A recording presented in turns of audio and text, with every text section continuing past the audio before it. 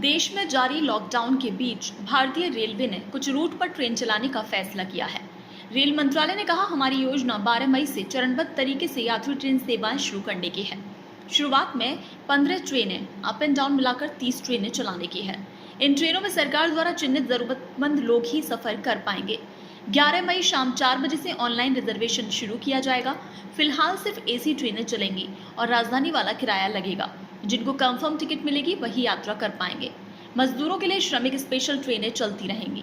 इसके साथ ही रेलवे ने कहा कि शाम 4 बजे से आम यात्रियों के लिए ऑनलाइन रिजर्वेशन शुरू कर रही है। रेलवे की तरफ से कहा गया है कि ये ट्रेनें नई दिल्ली रेलवे स्टेशन से चलेंगी। आरक्षण के लिए बुकिंग 11 मई शाम 4 बजे से शुरू होगी। बुकिंग सिर्फ IRCTC की वेबसाइट के जरिए की जा सकेगी। स्टेशनों पर टिकट बुकिंग खिड़की बंद रहेगी। प्लेटफॉर्म टिकट सहित कोई काउंटर टिकट जारी नहीं होगा। रेलवे ने कुछ गाइडलाइन भी जारी की हैं। रेलवे की तरफ से कहा गया कि प्रस्थान बिंदु पर मास्क पहनना और स्वास्थ्य जांच अनिवार्य होगी। सिर्फ उन्हीं लोगों को ट्रेन में चढ़ने की अनुमति होगी जिनमें वायरस से संक्रमण के कोई लक्षण नजर नहीं आएंगे। आपको बता दें कि लॉकडाउन की वजह से 22 मार्च से रेल यातायात ठप है। अब 50 दिन बाद 12 मई से 15 रूट पर ट्रेन चलने लगेंगी। फिलहाल दिल्ली से 15 प्रमुख शहरों के बीच ट्रेन की आवाजाही होगी। जिन शहरों के लिए ट्रेनें चल सकती हैं उनमें नई दिल्ली से अगरतला, नई दिल्ली से हावड़ा, नई दिल्ली से पटना, नई दिल्ली से बिलासपुर, दिल्ली से रांची, नई दिल्ली से भुवनेश्वर, नई दिल्ली से सिकंदराबाद, नई दिल्ली से बेंगलुरु, नई दिल्ली से चेन्नई, नई दिल्ली से तिरुवनंतपुरम, नई दिल्ली से मडगांव, नई दिल्ली से मुंबई सेंट्रल, नई दिल्ली से अहमदाबाद और नई दिल्ली से जम्मू शामिल है।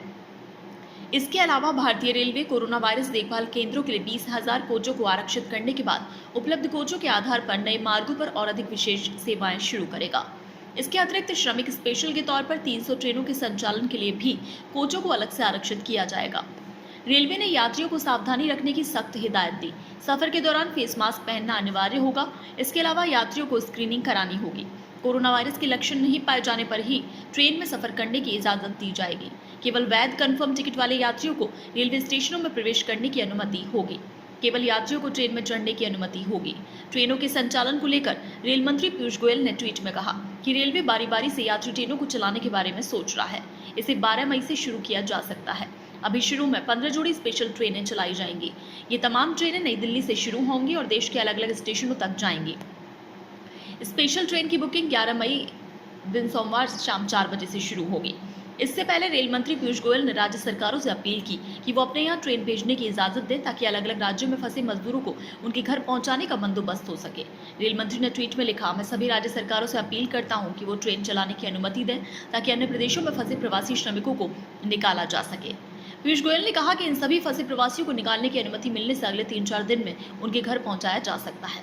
रेल मंत्री पीयूष गोयल ने एक दूसरे ट्वीट में लिखा, प्रधानमंत्री नरेंद्र मोदी के निर्देश पर पिछले 6 दिन से रेलवे ने 300 श्रमिक ट्रेन चलाने का काम शुरू कर दिया। रेलवे के एक आंकड़े के मुताबिक 10 मई तक 1000 घंटे में भारतीय रेल ने 350 श्रमिक ट्रेन चलाई।